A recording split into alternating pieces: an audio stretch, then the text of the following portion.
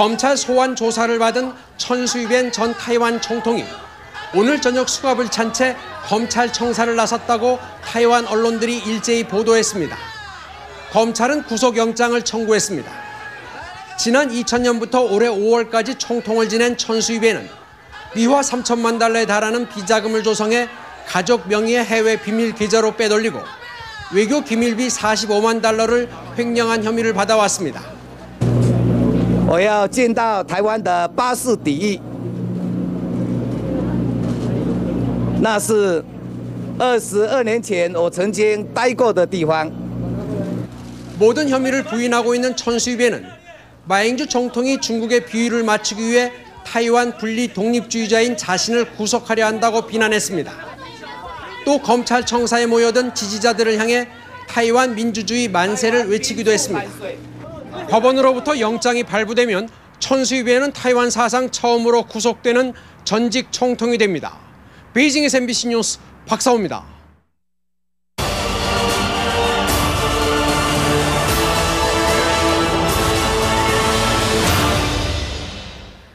오바마 당선자에게 놓인 가장 큰 숙제, 경제 위기가 길어지면 달러 가치가 결국 떨어질 것이란 전망이 있습니다.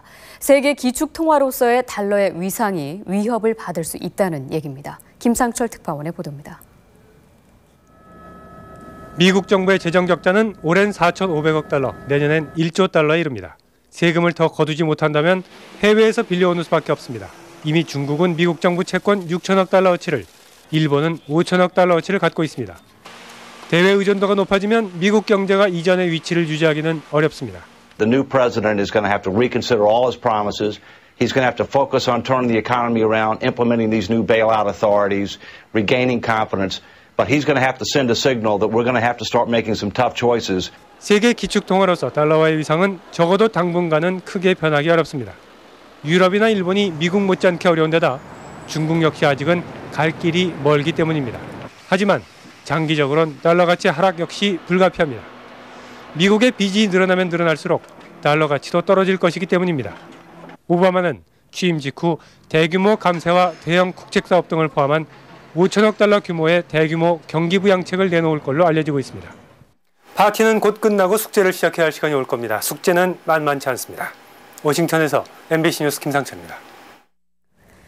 사랑의 김장김치가 이웃을 따뜻하게 한 날이었습니다. 주민과 공무원, 외국인 주부까지 마음을 보탠 김치 담그기 행사에 송양환 기자가 다녀왔습니다. 주민들의 쉼터인 동네 공원이 김장터가 됐습니다.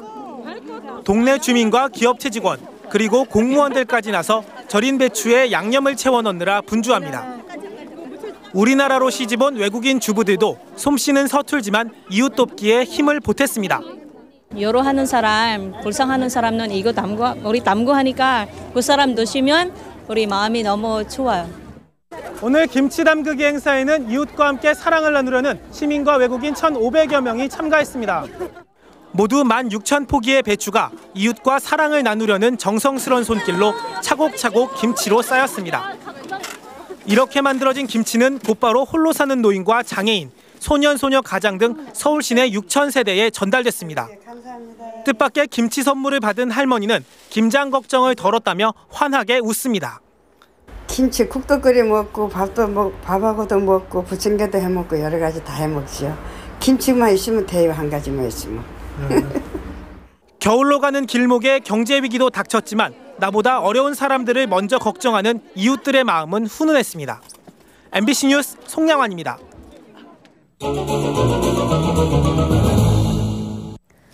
올해 국내 쌀 생산량은 484만 3천 톤으로 지난해보다 43만 5천 톤이 늘어난 것으로 집계됐습니다. 특히 1헥타르당 쌀 생산량은 520kg으로 지난 65년 통계 작성을 시작한 이래 최대 풍작을 기록했습니다. 서울중앙지방법원은 작년 수학능력시험 도중 감독관의 실수로 답안지를 다시 작성하는 바람에 당황한 나머지 이후 과목시험에서 점수가 낮게 나왔다며 수험생 홍모군이 낸 소송에서 국가는 위자료 800만 원을 지급해야 한다고 판결했습니다. 재판부는 감독관이 주의를 다하지 않아 홍 군이 답안지를